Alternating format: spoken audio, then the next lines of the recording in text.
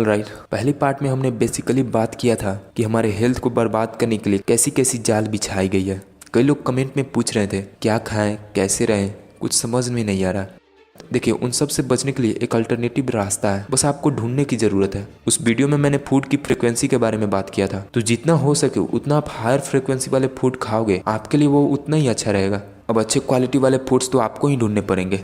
कई अच्छे सोर्सेज भी होते हैं जिनसे आप अच्छे फूड्स पा सकते हो। बस लेते वक्त आप अपने माइंड में ये रखना कि उनमें आर्टिफिशियल केमिकल ना के बराबर हो। आप जितना ज़्यादा नेचुरल चीज़ें इस्तेमाल करोगे आपके लिए उतना ही अच्छा रहेगा। और ट्रस्ट इश्यूज तो होगा ही आपके पास, तो आप वैसे किसानों से संपर्क कर सकते हो जो ऑर्गेनिक फार्मिंग करते हैं। ना मिले तो आप सेल्फ फार्मिंग की तरफ स्विच कर सकते हो। शहर में भी आप आसानी से सेल्फ फार्मिंग कर सकते हो। जगह नहीं मिले तो आप घर की छत पे छोटा सा खेत बना सकते हो और ऑर्गेनिक फार्मिंग कैसे किया जाता है ये सीख कर आराम से कर सकते हो। वैसे सब कोई अगर सेल्फ फार्मिंग करने लगे तो दुनिया में बहुत बड़ा क्रांति आ सकता है। करना भी चाहिए, क्योंकि अगर आपको सुखद और स्वास्थ्यपूर्ण जिंदगी जीना है तो आपको गवर्नमेंट पे अपनी डिपेंडेंसी कम करनी ही होगी। वैसे आयुर्वेद में हेल्थ से रिलेटेड जो कुछ भी बताया गया है वो सब कुछ नेचुरल है। आप इसके टिप्स को फॉलो कर सकते हो। बस इतना ही है, आप अल्ट्रा प्रोसेस फूड से बचते रहना, जिनमें आर्टिफिशियल केमिकल्स मिलाए गए हों उनसे बचते रहना, मॉडिफाइड फूड से बचते रहना, टोटली नेचुरल फूड्स खाना, सब कुछ ठीक रहेगा। कुछ बताना छूट गया हो तो आप नीचे क्वेश्चन पूछ सकते हो, मैं जवाब देने की पूरी कोशिश करूँगा। वैसे इन सब चीज़ों पे अगर आप खुद रिसर्च करोगे, क्रिटिकली एनालाइज करोगे तो आपके लिए बहुत अच्छा होगा। आपकी बुद्धि भी बढ़ेगी, इंटरनली आप स्ट्रांग भी बनोगे।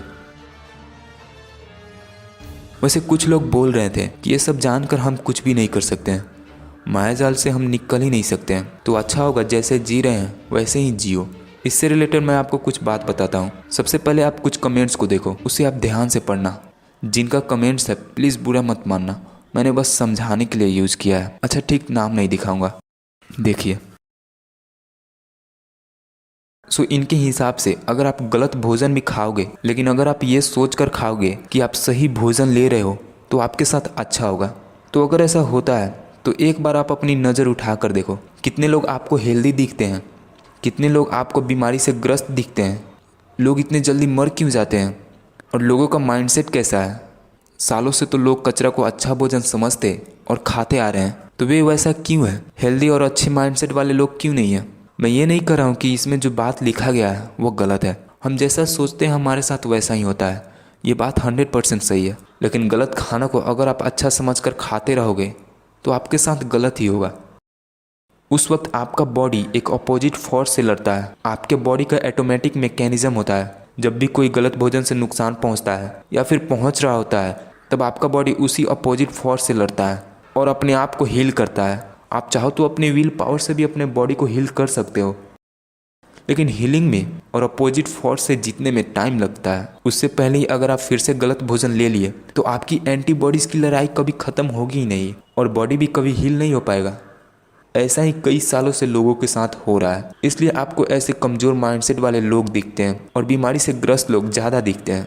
मैक्सिमम लोग, लगभग 97% फिजिकल हैं और 3% स्पिरिचुअल है। मैंने कुछ ज़्यादा ही बोल दिया, असल में स्पिरिचुअलिटी लोगों में बहुत कम है, इसलिए आपका फिजिकल बॉडी ही आपकी स्पिरिचुअलिटी को बढ़ावा देगा। इसलिए बॉडी को ठीक रखना तो बहुत ज़रूरी है। अब आप ये पढ़िए।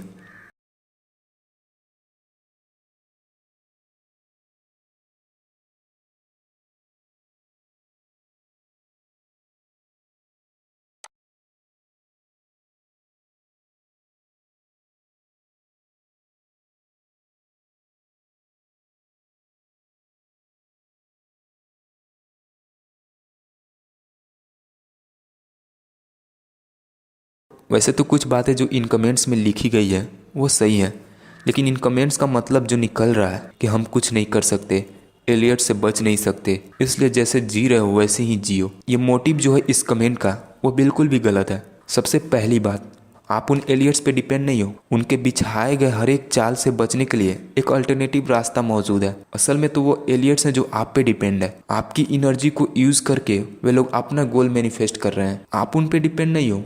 अपनी इस शक्ति को आप पहचानो। हाँ, वे लोग हमारे लाइफस्टाइल को कंट्रोल करते हैं, फूड्स, ये सब चीज़ों को कंट्रोल करते हैं, लेकिन आप कंट्रोल करने दे रहे हो तभी तो वो कंट्रोल कर रहे हैं ना। ये सब आप अपने हाथ में ले सकते हो। हाँ, गवर्नमेंट्स कंट्रोल होते हैं, लेकिन आप सेल्फ डिपेंडेंट बनकर बिना गवर्नमेंट वाली सोसाइटी भी तो बना सकते हो ना। हाँ, इकोनॉमी भी कंट्रोल होता है, लेकिन चलता तो आप ही के वजह से है ना। आप चाहो तो इस इकोनॉमी को भी बदल सकते हो। सिक्योरिटी फोर्सेस वो उनकी ही हैं, तो कंट्रोल भी उन्हीं के हाथ में है। लेकिन जब आप लोग एक साथ खड़े हो गए तब आपसे ज़्यादा पावरफुल और कोई भी नहीं होगा। पॉलिसीज़ भी उन्हीं के द्वारा बनाई गई है, तो कंट्रोल भी वही करते हैं। लेकिन ये सब चलता तो आप ही की वजह से है। आप चाहो तो इसका भी अल्टरनेटिव रास्ता निकाल सकते हो। नेचुरल रिसोर्सेज को भी वो लोग अपना कहकर वो अपने ढंग से सिस्टम बनाकर कंट्रोल करते हैं। लेकिन असलियत ये है कि नेचुरल रिसोर्सेज किसी के कंट्रोल में नहीं है। धरती माँ हमें सब फ्री में देती है, बस हम लेते कुछ लालचियों के द्वारा हैं और उन्हीं पे डिपेंड रहते हैं। अभी हमारी दुनिया जिस सिस्टम पे चलती है वो पूरी तरह से एविल सिस्टम है। इनसे आप तभी बच पाओगे जब आप लोग एक साथ खड़े होगे। इसलिए लोगों का जागरूक होना तो बहुत ज़रूरी है।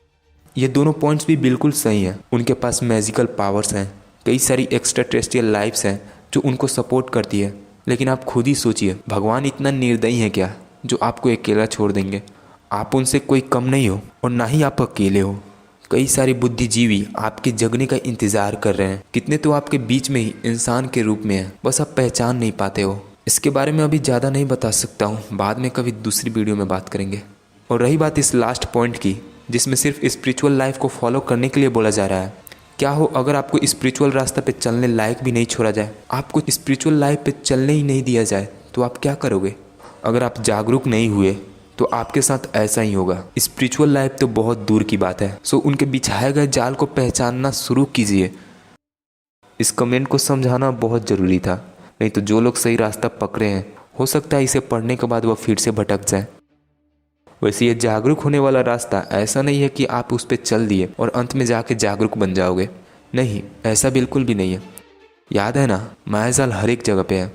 इस रास्ते पे चलते हुए आपको कई बार लगेगा कि मैं इस दुनिया के बारे में बहुत कुछ जान रहा हूँ, मैं जागरूक हो रहा हूँ, लेकिन असल में वो रास्ता वो होगा जो आपको पीछे ला देगा या फिर आपके प्रोग्रेस में स्टॉपेज लगा देगा। सो अपने बुद्धि को भी उभारिए, ये बहुत ज़रूरी है। बस इतना ही था इस वीडियो के लिए। वैसे अगर आप मेरे यूट्यूब चैनल पे हो लेकिन टेलीग्राम पे नहीं हो तो आपको अधूरा इन्फॉर्मेशन ही मिल पाएगा। वहाँ पे वॉइस मैसेजेस के जरिए भी कुछ बताता रहूँगा, आप ज्वाइन कर लीजिए।